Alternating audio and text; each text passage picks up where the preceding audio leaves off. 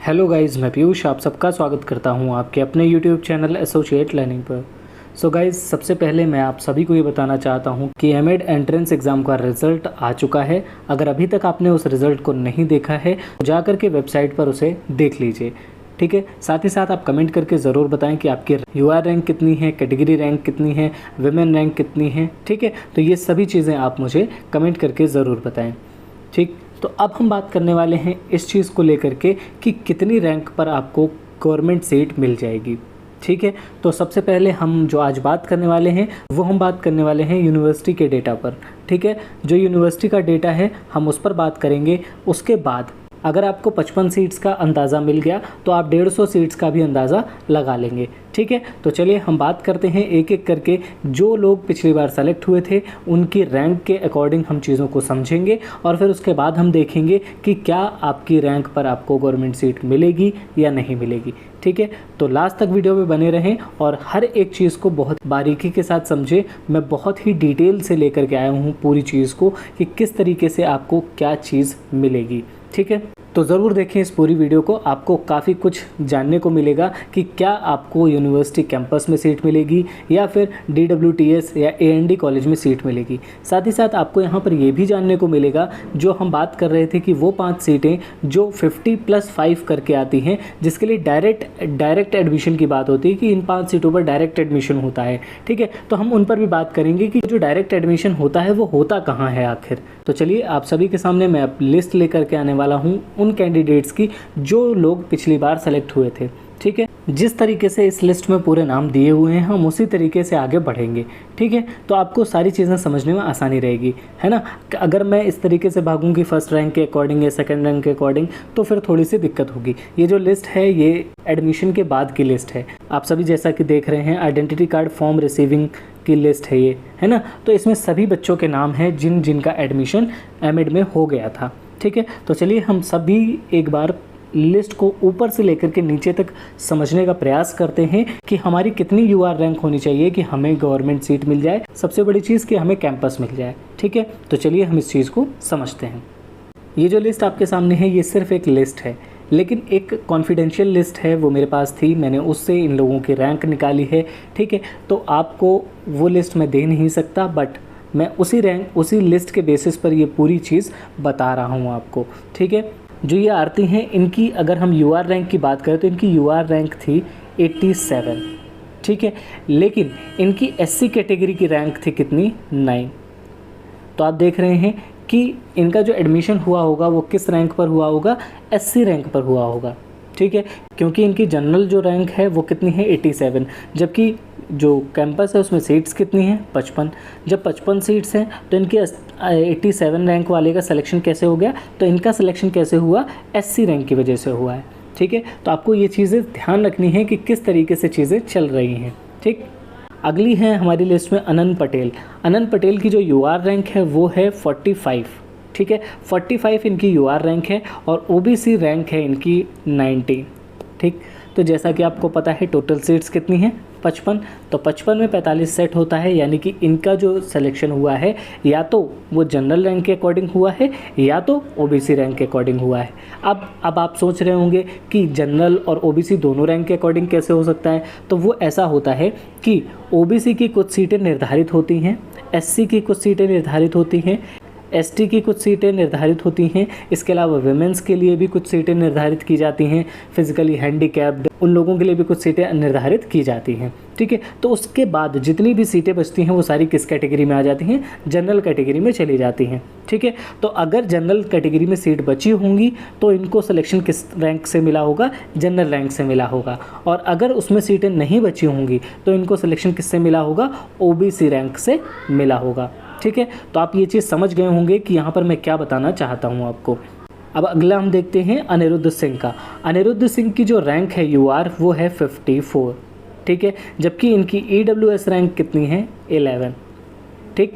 तो जो चीज़ अनंत पटेल के केस में थी वही सेम चीज़ इनके भी केस में है, यानी 54 रैंक है। तो मे भी इनका सिलेक्शन किस पर हुआ हो, जनरल रैंक के बेस पर हुआ हो, या हो सकता है इनका सिलेक्शन EWS के बेस पर हुआ हो, ठीक है। तो आप देख रहे हैं कि 54 वाले का भी सिलेक्शन हो रहा है, 87 वाले का भी सिलेक्शन हो रहा है। अभी जैसे जैसे हम आगे बढ़ेंगे तो देखेंगे कि आपको एक वाइड रेंज दिखाई पड़ेगी, ठीक है। अगली रैंक हम देखते हैं नंबर 4 पे अनुज यादव का। अनुज यादव की जो रैंक है UR रैंक वो है 98, ठीक है, जबकि OBC रैंक इनकी है 37, ठीक। तो क्या किसी कॉलेज में 37 OBC की सीट्स होती हैं 55 में से? नहीं होती हैं। अगर हम बात करें कैंपस की, तो कैंपस में टोटल सीट्स कितनी हैं? 55 हैं, ठीक। तो 55 में ना तो 98 सेट हो रहा है, ना तो 37 सेट हो रहा है। फिर इनका सिलेक्शन किस बेस पर हुआ? तो इनका सिलेक्शन हुआ है क्योंकि बच्चे बीच में काफ़ी सारे बच्चे नहीं आए थे, इस वजह से, ठीक है। तो आपको ये भी ध्यान रखना है क्योंकि बहुत सारे बच्चे क्या करते हैं, कैंपस में एडमिशन नहीं लेना चाहते, इसलिए वो कैंपस आते ही नहीं है काउंसलिंग कराने के लिए, ठीक है। काउंसलिंग कराने के लिए वो कहाँ चले जाते हैं? वो अदर कॉलेजेस में सीधे चले जाते हैं जहाँ पर उन्हें एडमिशन चाहिए होता है, क्योंकि कुछ बच्चे ऐसे होते हैं जिनकी रैंक तो अच्छी है बट वो गवर्नमेंट सीट से नहीं करना चाहते, वो प्राइवेट सीट से करना चाहते हैं, इसलिए ऐसे बच्चों का सिलेक्शन हो जाता है जिनकी रैंक ज़्यादा होती है, ठीक। अगली है हमारी अपूर्वा द्विवेदी, ठीक है। अपूर्वा की अगर हम बात करें तो इनकी UR रैंक है 86 और EWS रैंक है 17, ठीक। साथ ही साथ एक ये विमेन कैटेगरी में भी आती है, ठीक। तो आप क्या देख रहे हैं कि 3 कैटेगरी लग रही हैं, UR कैटेगरी, EWS कैटेगरी और विमेन कैटेगरी, और तीनों में ही रैंक आती है। तो इसके पहले समय में क्या था, 2022 में क्या हुआ था, विमेन की कोई कैटेगरी नहीं बनाई गई थी, ये सिर्फ इस साल बनाई गई है, ठीक है। तो विमेन के लिए भी कुछ सीटें रिजर्व होती हैं। जब किसी बच्चे का सिलेक्शन नहीं हो रहा होता है तो उसको क्या कर दिया जाता है, विमेन कैटेगरी से भेज दिया जाता है आगे, ठीक। तो UR कैटेगरी में इनकी रैंक कितनी है? 86, जबकि EWS में कितनी है? 17, ठीक है। तो इनका जो सिलेक्शन हुआ होगा वो किस कैटेगरी के रैंक पे हुआ होगा? विमेन कैटेगरी के बेसिस पर इनका सिलेक्शन किया गया होगा, ठीक है। और साथ ही साथ ये भी हो सकता है कि इनका सिलेक्शन UR पे ही हुआ हो, क्यों? क्योंकि बीच के काफ़ी बच्चे नहीं आए थे, ठीक। आगे देखते हैं, आगे हैं आयुषी सिंह। आयुषी सिंह की अगर हम बात करें तो इनकी UR रैंक अगर हम ध्यान से देखें तो कितनी है? 2 है, ठीक है। और इनकी OBC रैंक है 1, ठीक। अब क्या हुआ, इनकी UR रैंक है 2 और OBC रैंक है 1। तो अब इनका सिलेक्शन किस रैंक में किया गया है, UR में या OBC में, ठीक है।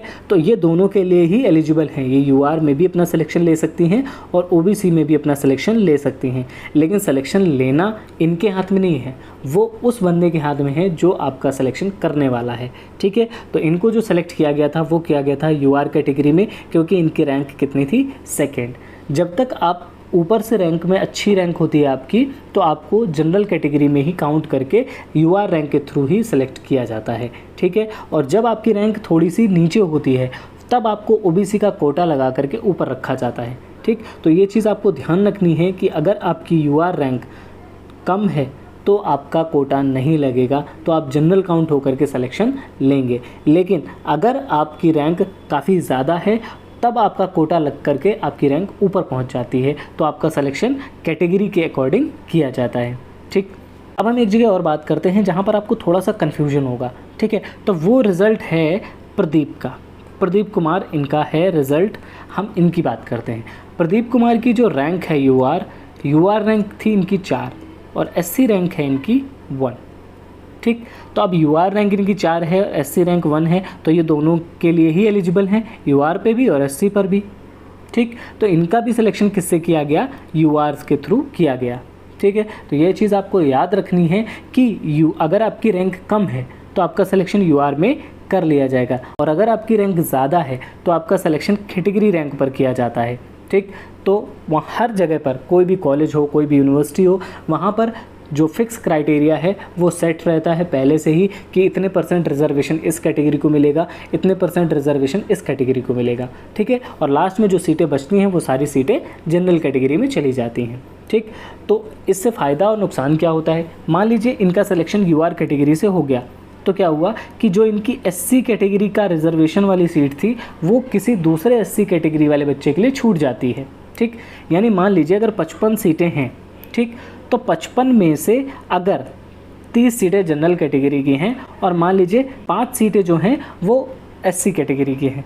तो जब इनका सिलेक्शन किस पर हो गया, इस सीट पर हो गया, यानी जनरल सीट पर हो गया, तो जनरल सीटें कितनी बची, 29। लेकिन जो SC की सीटें हैं वो कितनी बची, 5 की 5 बच गई।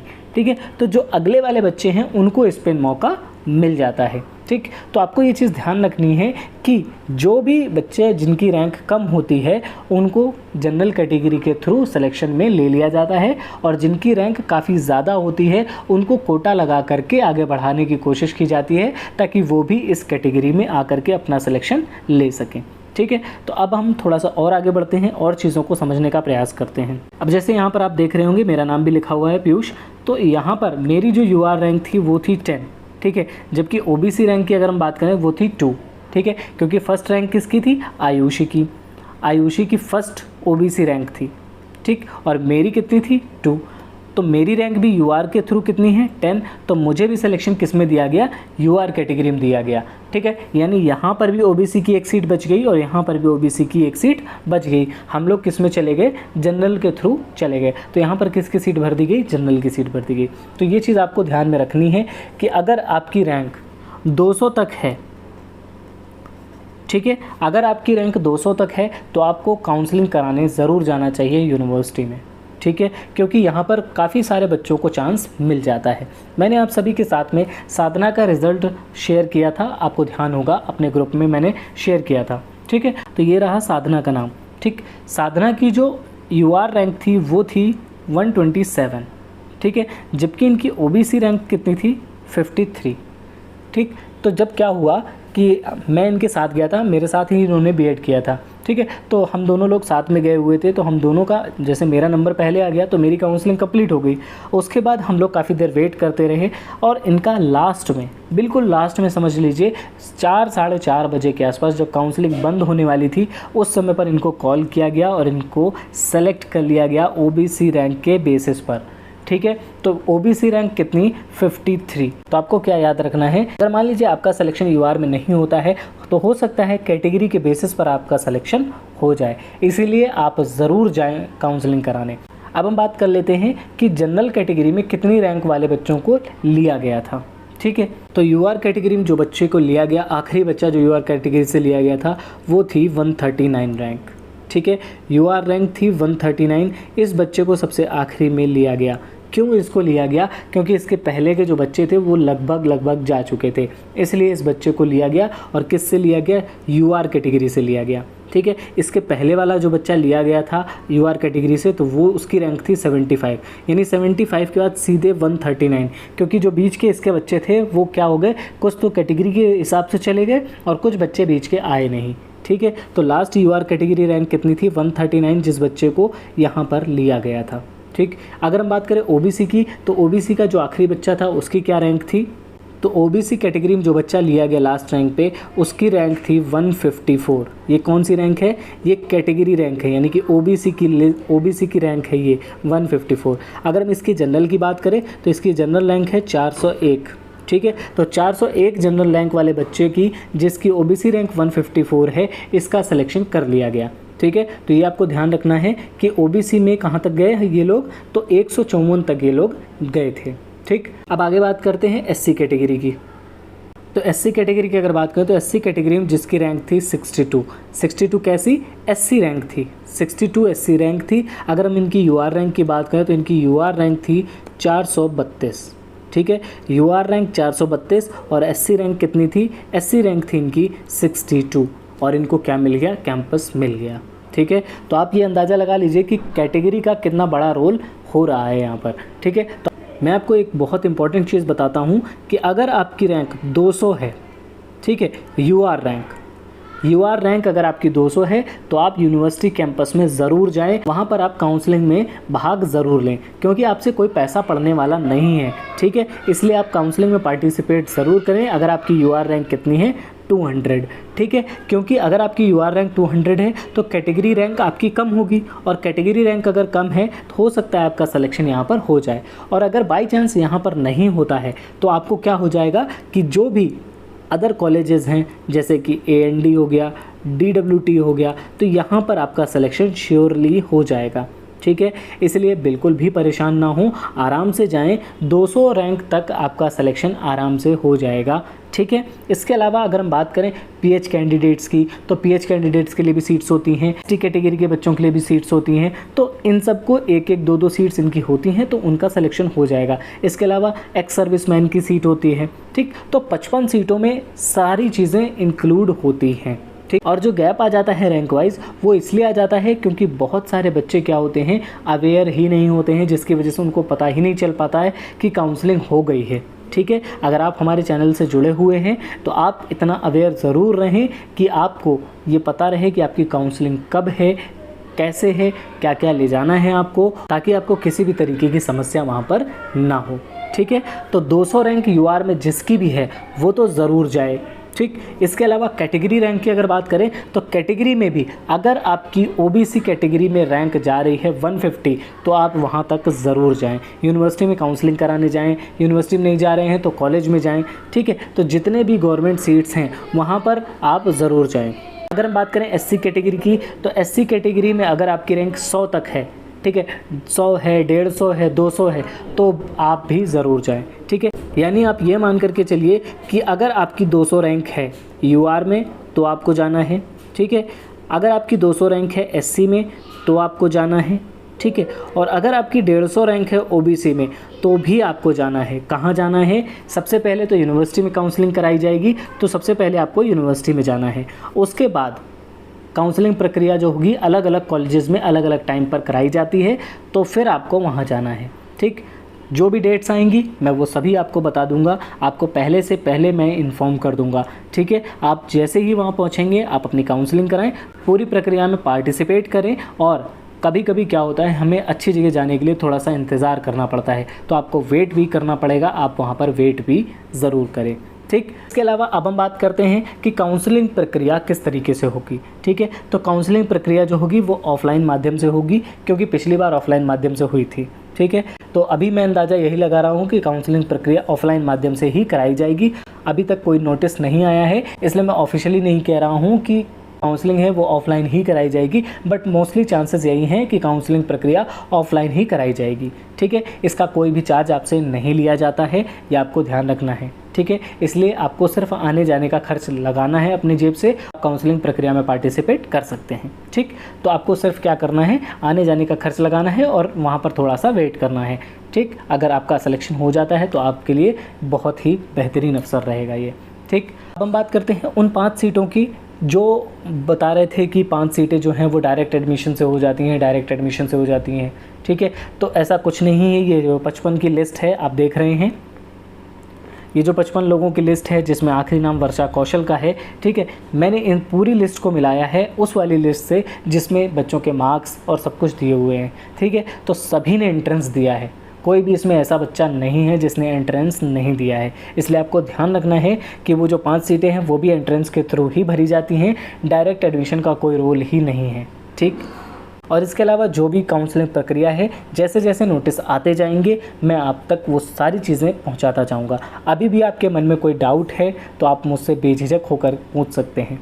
ठीक है, मुझे नहीं लगता अब आपके मन में कोई डाउट बचा होगा। एक जो डाउट सबके मन में और आ रहा वो ये आ रहा है कि एक विमेंस कैटेगरी भी इस बार दी गई है। ठीक है, तो विमेन कैटेगरी का रोल इस बार इसलिए दिया हुआ है क्योंकि हर जगह पे विमेन का क्या किया जा रहा है, सीटें रिज़र्व की जा रही हैं। ठीक है, तो हो सकता है 5 से 6 सीटें विमेंस के लिए रिज़र्व की गई हों, इसलिए उन्होंने विमेंस की अलग से रैंक निकाल दी है। ठीक, तो आपको इसके लिए बिल्कुल पैनिक नहीं होना है। काउंसलिंग प्रक्रिया जो होती है वो जनरल रैंक के माध्यम से की जाती है। ठीक है, सारा जो आपका प्रोसेस है वो जनरल रैंक के आधार पर ही किया जाएगा।